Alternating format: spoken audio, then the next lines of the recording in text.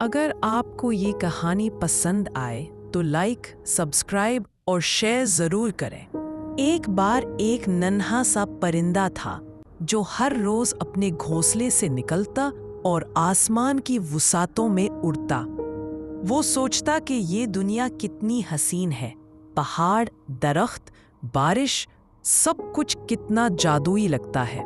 लेकिन एक दिन वो परिंदा एक बूढ़े दरख्त पर जा बैठा।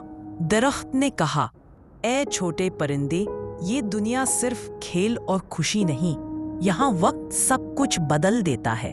देखो, मैं कभी एक नन्हा सा पोड़ा था, फिर बड़ा हुआ, परिंदों को साया दिया, मगर अब मैं बूढ़ा हो गया हूँ। मेरी शखें कमजोर हैं, पत्ते झड़ गए हैं, यही इस दुनिया की हकीकत है। परिंदा कुछ देर खामोश रहा, फिर बोला, तो क्या मतलब ये दुनिया हमेशा नहीं रहेगी?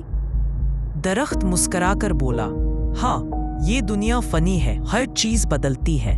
खूबसूरती, जवानी, दौलत सब वक्त के साथ रुखसत हो जाते हैं, मगर याद रखो, तुम्हारी नियत बाकी रहती है।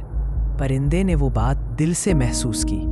उस दिन के बाद वो सिर्फ खुशी के लिए नहीं उड़ता था, बल्कि हर रास्ते में दूसरों को खुश करने की कोशिश करता था।